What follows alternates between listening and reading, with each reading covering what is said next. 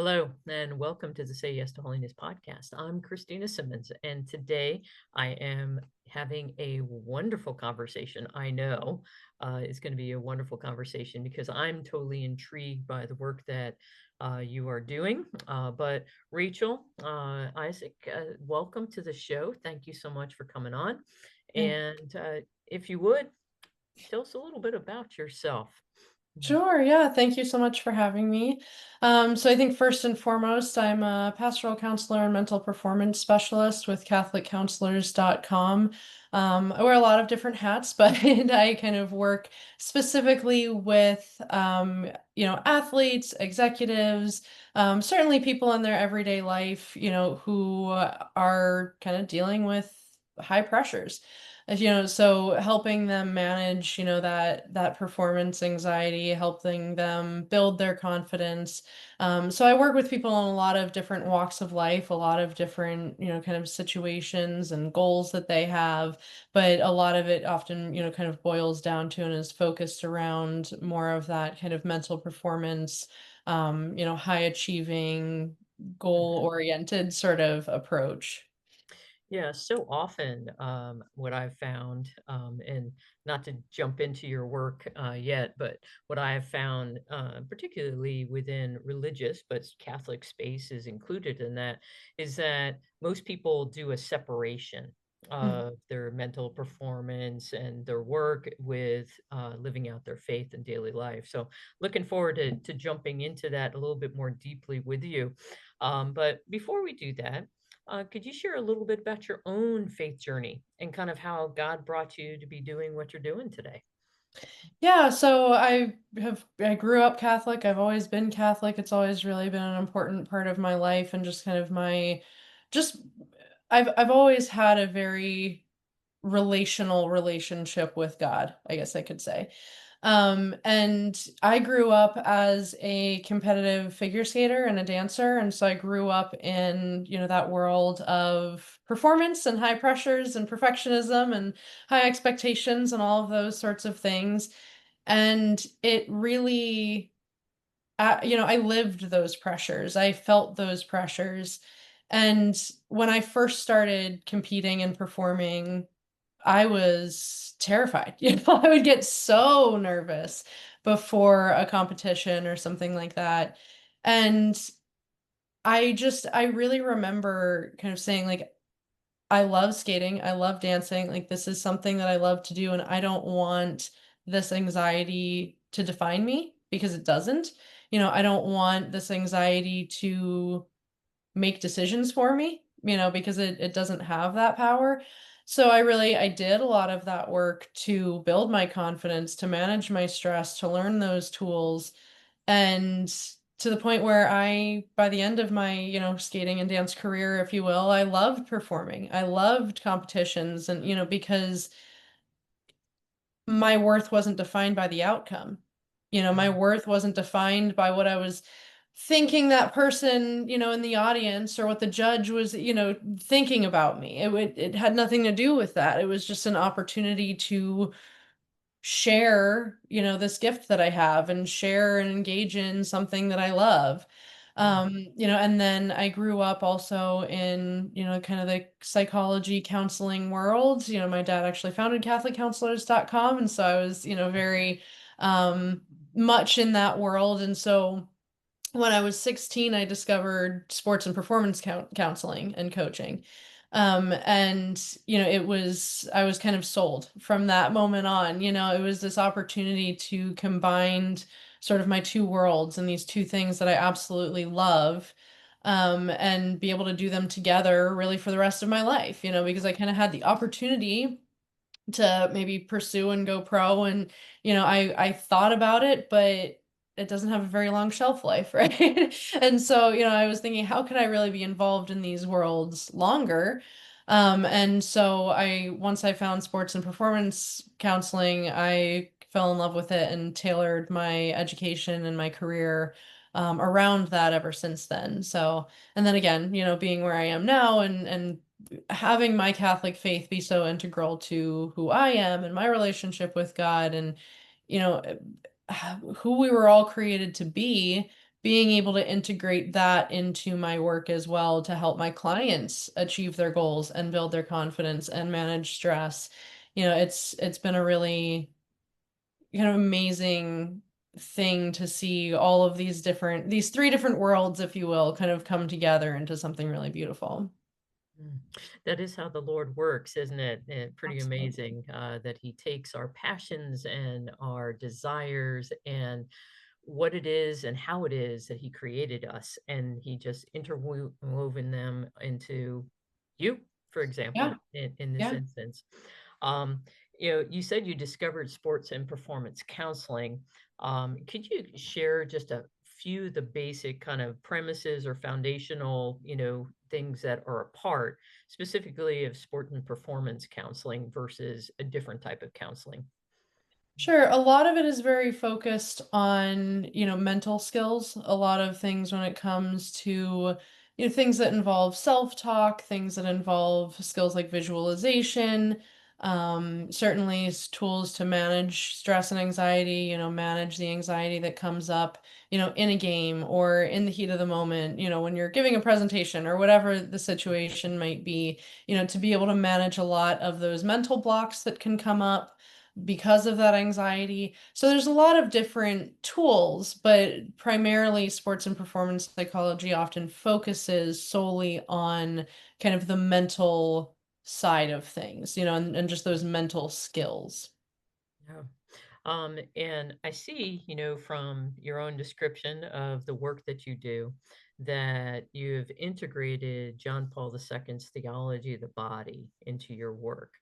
How is it that you have gone about trying to do that when, as you just said, most of this type of counseling is focused on mental aspects, mental skills, etc. So how does theology of the body come into that?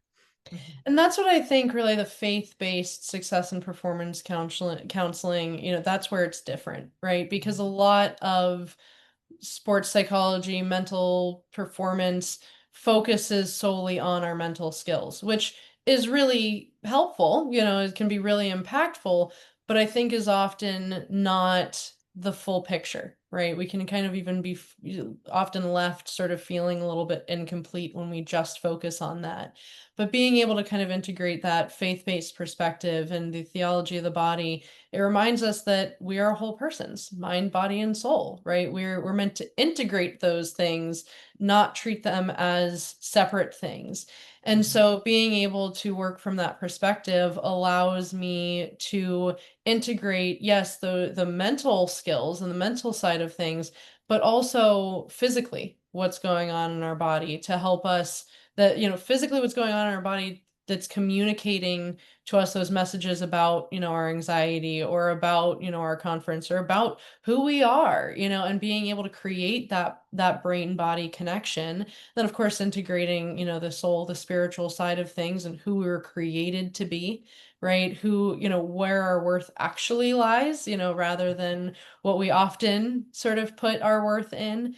And being able to integrate all three of those things rather than just focusing on the mind and the mental skills can really create this beautiful full picture of who we are, who we were created to be, and help us feel a lot more empowered in who we are and in, living out our vocation, whether it's, sports, a corporate job, parenthood, whatever it is, right? It's like we're all performing in some area of our life. Mhm. Right, and being able to create that integration allows us to do that so beautifully and to feel so effective, and just like you were saying before, our passions, our desires, our journeys in life, they're intentional, and when we bring those things together, when we allow God to weave those together and create that integration that we're meant to have, we're all unique and unrepeatable people, right? That's part of TOB as well, and so being able to live that out and feel confident in that rather than, the comparison game, the pressures, the expectations, the perfectionism, all of those sorts of things that come up. It's created a really profound um change, I think, in a lot of people's lives. Yeah, I would have to agree. It was transformative in my own. I myself, I was a competitive athlete back in high school, and I still do athletic events. I have a marathon coming up, those kind of things. But it's something of where what I hear you speaking about is helping people be able to really understand that our worth is in who we are rather than what we do. Mhm. And in our culture today, my guess would be a lot of people struggle with that. But what might be some of the common struggles that your clients that you've run into that your clients normally are facing? Yeah, you're spot on with that. And I think, the two things that kind of end up being across the board are certainly stress and anxiety management, but also confidence building. Truly, I Mm, think a healthy sense of confidence, obviously everything is nuanced. So, this is a overstatement, but I think like if we all had a true and healthy sense of confidence and who we were created to be, I mean, there would be no problems, right? Because, mhm, if I was confident in who I am and who God created me to be, I wouldn't have to get defensive. I wouldn't have to prove myself. I wouldn't have to fight with that person. I wouldn't have, right? Because I'm not comparing and I think it's important when I say confidence, I don't mean this sense of having it all together all the time or feeling like I'm the best person in the room, or I don't mean that at all. Like, I think we often think about confidence as sort of this boastfulness or just this feeling that we achieve. And true confidence is not that. True confidence is really, my favorite definition of confidence is that confidence isn't about walking into a room thinking that you're better than anyone else. It's about walking into a room and not having to compare yourself to anyone at all. mm, Right? It's that idea of, I know who I am. I know who I was created to be. I know the gifts and strengths that God's given me, right? And I can bring those to the table, but then not be threatened by this other person bringing their gifts and strengths to the table, right? Because I recognize that when we both work together, we can be more effective mhm, than on our own. But that doesn't mean that either of us are failing because I, can't do it by myself or something like that. Right. I think it also goes into the idea of what true humility is, because a lot of times I think we're mhm, sort of taught that humility is, or being humble essentially kind of means degrading ourselves. Right. Oh, mhm, no, I'm not. I'm not good enough. No, that's it. Right. Not accepting the compliment, not, but that's not real humility either, right? It's also just not thinking that I'm better than anyone else, right? But also not thinking that I'm worse than someone and they're better than me, right? mhm, And so when I recognize that true humility and that true confidence, really they go hand in hand. mhm, Right? They're the same thing because it's this recognition of just who I was created to be, and that God created, you or this other person, whoever, to be who you were created to be, and that we can complement each other in terms of working together and allowing our strengths to build on each other rather than having to compete with one another and prove one of us is better or worse. So I think that that's a big shift that a lot of us need to make. And so just to go back to your original question, mhm. confidence and stress management, but certainly that confidence building is a huge focus in a lot of the work that I do. I think your response though was necessary because so often people do have a misunderstanding of confidence and humility. Going back to kind of your analogy of coming into the room and it's the knowledge that I have something to contribute, Mhm. and Full having that stop. Right. confidence I that don't have to be perfect. Yeah. exactly. Yeah. So I don't have to have the whole answer, but rather I know I have something to contribute because otherwise God wouldn't have put me into this room. Right. And that is, knowing that, so I'm sure as a figure skater and dancer, in those competitions that you were referring to, that I loved how you shared that that became an opportunity for you to be able to share the gift of who you are in that context. And that is absolutely, a wonderful thing. You know, if each of us were to walk around remembering that I am a gift and I'm not, in the, hubris sense, in the Right. prideful sense, Right. but rather I am gift to others. And if Yes. I come and I engage, and then I have something to give someone else, just like we recognize they have something to give us. Yes. And it's together that then, as you said, we're able to make something even better. Mhm. And that's absolutely beautiful. Um, you were referencing, stress and anxiety management.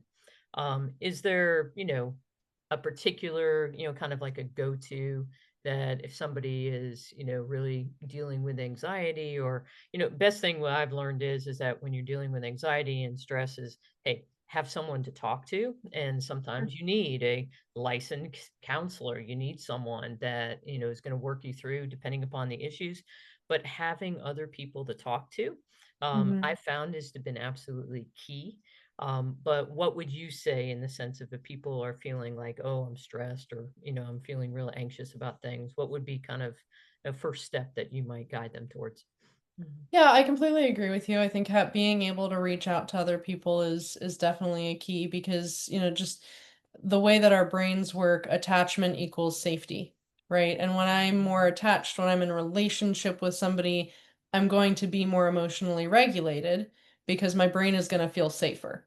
And so that actually ties really well into kind of one of the things that I focus a lot with my clients on. And this goes back to that brain body connection, that I was talking about, but is understanding, how our brains work and understanding that stress and anxiety comes from our limbic system, which is the emotional reactions part of our brain. Our emotional reactions part of our brain doesn't have the higher level thinking, that our cortex does to be able to say, okay, here's how we can manage this and here's what we can do. And actually, this isn't really a threat. You're not like, you're Mhm. not in danger. This is just, it doesn't have that capacity for that higher level thinking. It just says, this is a threat, get away from it. Right. Right, and that's when I was saying before, like, I didn't want anxiety to make decisions for me. When we don't understand that anxiety, that stress, that our brain is saying, "Get away from this, don't deal with this, you can't do this, just stop," like, that's not true. That's Mm. not helpful. That's not helping me become empowered or solve the problem. It's just trying to get me away from the problem. Right. And so when I can then understand how my brain works and then how I can use, my body to help re-regulate myself to bring my cortex, bring my thinking brain back online so that I can problem solve effectively, to re-regulate myself in terms of whether it's breathing exercises, grounding exercises, mindset exercise, whatever it is, it's allowing me to re-regulate myself and re-regulate my body enough to drain out those stress chemicals so that those alarm bells of get away from this threat, can finally turn off enough for my thinking brain to come online and say, okay, here's how I can handle this. Or I love how you said it before, like, I don't have to have the whole answer, but Mhm. here's where I can start. Here's what I can do. Right. That even goes back to that idea of confidence, is that trusting myself and God to work through me, I'll figure it out. I don't have to have it all figured out all the time, but I do have the skills and the strengths that I need to be able to start, to be able to take that first step, to be able to show up in that room, and then I'll take the next step and I'll take the next step. Right. But I think that that's a huge thing is just understanding how our brains work and what stress and anxiety is even kind of telling us so that we can have that ability to respond rather than just react in a situation. So taking into all of that into context, um, why is it important, especially that Catholics seek out help from a faithful Catholic pastoral counselor rather than just a standard counselor? Mm. Yeah, I mean, I think it is being able to include that mind, body, soul, that we've been talking about. But I also think, I've had a lot of clients actually say to me, I've received counseling before, in other settings, and it was helpful, but we got to a point where my counselor didn't understand my faith, or they didn't understand why I wanted to talk about it, or they didn't understand how it impacted, a situation or a decision or, whatever. And I ended up spending more time trying to explain it to them than we did actually making progress and working on this thing. Mhm. And so I think that right there kind of sums it up because it's, if your faith is integral to who you are, we can't ignore that. We can't leave that out and say, "Oh, that's something over there," right? It's no, it's part of everything. And that's really it's part of becoming who God created us to be, allowing whatever it is that we're doing, whatever our profession is, whatever our role is, whatever it is we're doing to be our vocation, not just our work. Mhm. And so I think being able to have that integration and work with somebody who has that understanding of the full human person, and who we were created to be, and who God created us to be, really can make a huge difference in being able to achieve our goals and kind of find that abundance that God calls us to. Mm.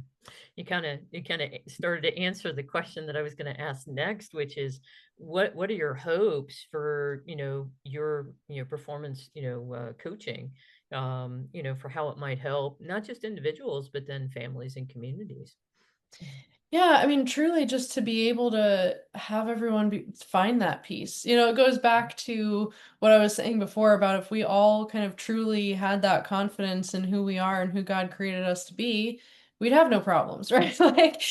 Because my marriage would be better because I'd know how to set healthy boundaries, or I'd know how to, you know, again, if that other person knew too who they were created, but they wouldn't be treating me disrespectfully, right? Like it would just kind of create this alignment. No, obviously I can't solve world peace, but I can, kind of do what I can do to work with God to bring that, right order and peace into the world. And I really just want people to be able to take those steps to and gain the tools to find some of that peace, to find some of that confidence, to help them truly own who God created them to be and who he's calling them to be.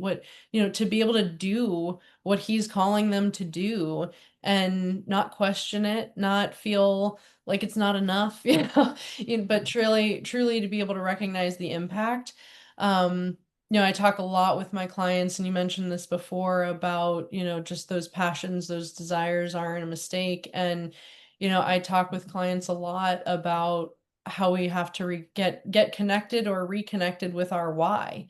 We're like, why did I start doing this in the first place? Why was this the profession that I chose? Why is this the role in life that I got into? Why did I start this project? Whatever it is, it's if we can get connected with that why, there's that meaningfulness, right? And so suddenly it shifts our perspective and how we approach our work, how we approach other people, because I'm not just living out of this reactive place of how I feel right now or what I think I should or shouldn't be doing.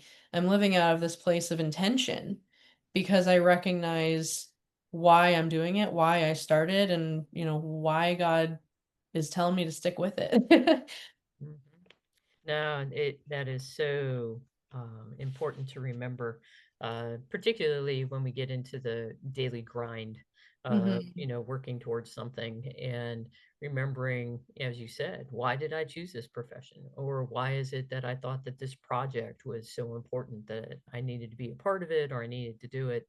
And so vital for us to not get overwhelmed, and but rather, as you said, experience that peace and abundance in their daily life. What is it that you think about your work that has been helping you on your journey towards becoming a saint? Yeah, I mean, honestly, it's funny. I think about this a lot in terms of because, I have different conversations with everybody, right? But there are certain things like we talked about that come up a lot.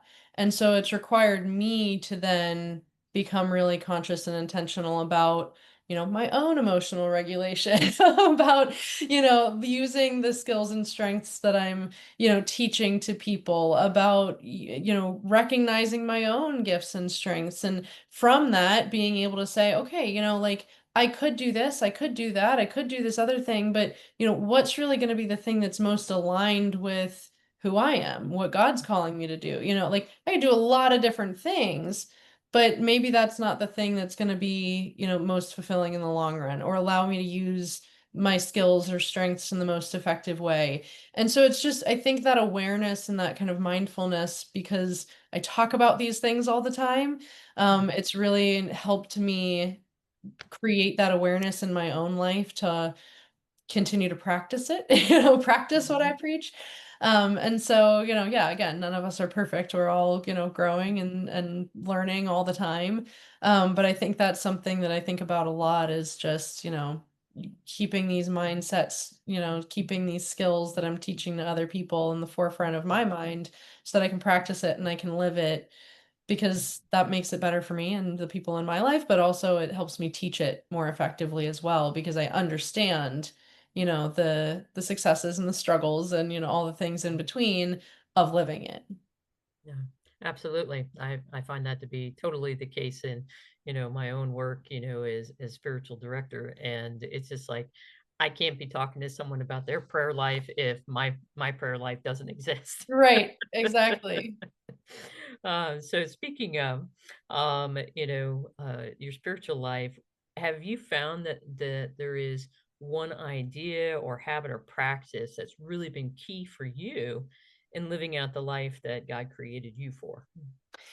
Yeah, like I mentioned earlier, I've always had a very kind of relational relationship with God, right? And so what that means to me is yes, I love, formal prayers or things like that because sometimes it gives me maybe the words when I don't have them. But personally, I just feel like I'm always kind of just having that conversation with God. He's that friend sitting right next to me, right? Jesus is just sitting in the passenger seat when I'm driving to the store, right? He's walking next to me pushing the cart when I, can't find that thing, right? He's working with me, he's sitting with me in that conversation with a client when I'm like, I don't really know what to say to them right now, Lord, like help me have the right words.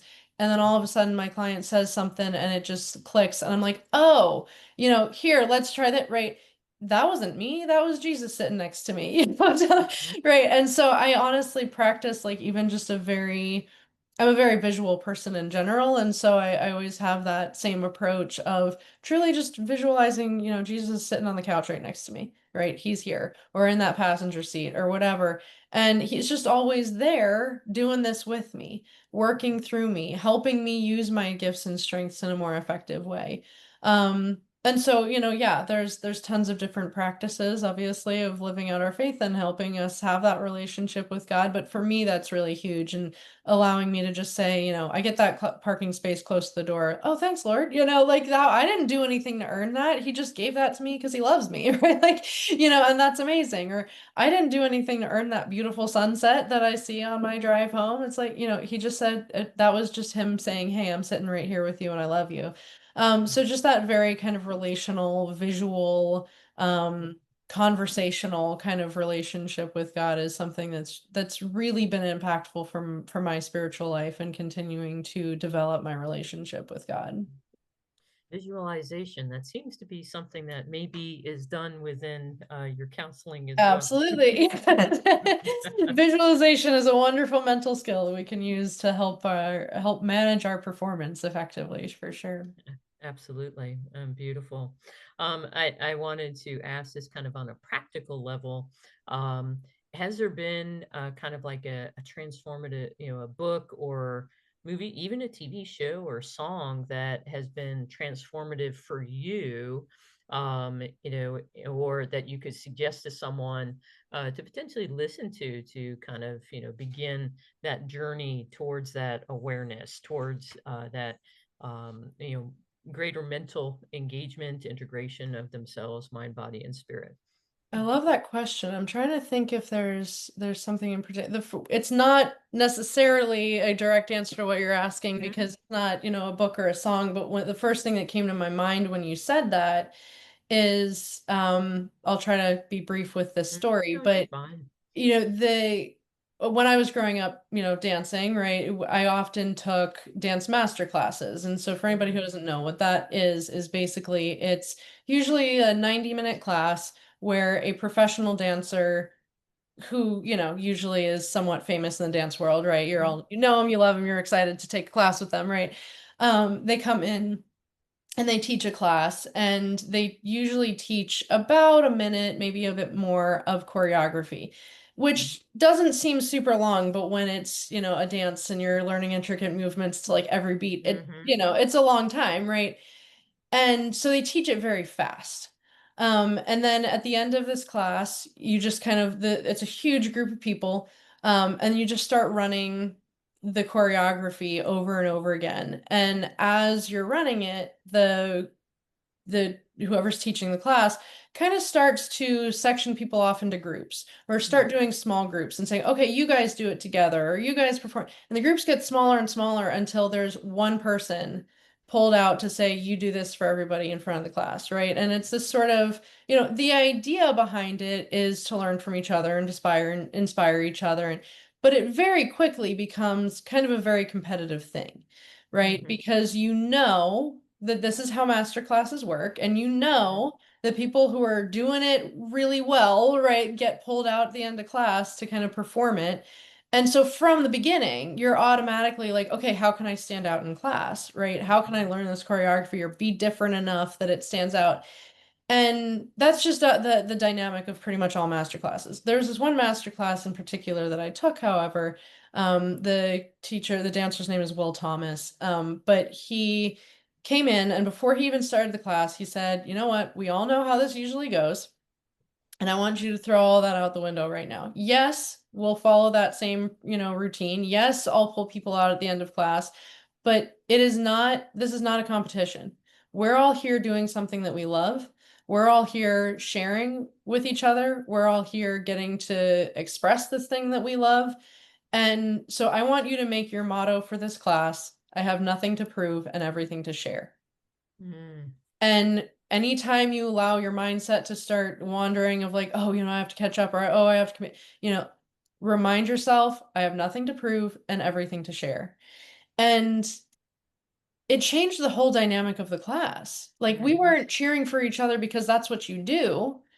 We're cheering for each other because we're friends with each other. We were talking to each other because we weren't competing with each other anymore. We were Mhm. complementing each other, right? When I was talking about before of like our strengths, right? We were working together, playing off of each other, like to make something really beautiful. And it just completely changed the dynamic of the class. And that phrase, that quote is something that I've really taken with me to be kind of my motto in life. Mhm. Um, my sort of even prayer, that reminder of like, I'm nervous about giving this presentation or walking into this room or whatever it is. It's like, Lord, just help me remember that I have nothing to prove, but everything to share. Mm. Right. And so it's not, I think we could easily, somebody needs to turn it into a song, I think. But, so again, not necessarily a song or a book, but that was the thing that Mhm. kind of came to mind that was that sort of transformative thing for me, Mhm. that's really stuck with me. And I integrate it into I really just the foundation of my work, honestly. Mhm. Mm. That's absolutely profound. And if people who are listening, if that's the only thing you take away, that is going to No, be transformative. I mean, it will. I yeah. mean, going into anything. So thank you. It's absolutely no, it was really funny, and it's something that I think we all need to hear because on my, Instagram, my social media account, I few months ago made a video about that and I actually I shared it and then I tagged him. Never expected him to see Okay. it ever, but he ended up commenting on it and was like, "Oh my gosh, I needed this reminder of this." Like, I don't Mhm. think he even remembered that he said it, but he was Right. like, "This is something that I actually needed to be reminded of. Like, thanks for sharing this." And because we all forget it all the time. Because it's Mhm. always what's the next thing? What's the next goal? What's the next. Mhm. But being able to just take that step back and say, I can walk into this room and be really effective because God's with me and I have nothing to prove, but everything to share. Mhm. Now I'm leaning in rather than that anxiety that I was talking about before saying, no, don't do it. Don't go in. You can't do anything. Mm. So yeah, I think it's truly transformative in a lot of ways. Mm. Absolutely. I would be totally remiss if I did not ask you, how can people get in touch with you, learn more about what it is that you do, and potentially work with you? Yeah, so you can go to catholiccounselors.com to learn more about all of our pastoral counseling, and then also more specifically about the faith-based success and performance coaching that I do. So if you go to catholiccounselors.com and then just go to our services tab, you'll be able to see all of that there. And you can also follow us on Instagram at Catholic Counselors, and then also my Instagram specifically that's more kind of the performance based is hityourmark.life. or Rachael Isaac LCSW, but the handle is hityourmark.life. Oh, that's awesome. I will make sure to put those in the show notes so that people are able to get them as well. Thank you. But I can't believe that our time is already up. I It's know. it's been such a wonderful conversation, just as I thought it would be at the very beginning. And I hope that this serves you well in continuing to get the word out and helping people understand that we're called to live out that life of peace and abundance that we're talking about, but it all comes from knowing who we are and stepping into it fully. And so thank you for your work to help us do that. Mhm. Amen. Thank you so much. I appreciate getting a chance to chat with you today. It was great. For everyone out there, I hope that you too have been given some words of wisdom, something that helps transform your life so that you can continue to do whatever it takes so that together we can tell the master of death, not today. God bless everybody.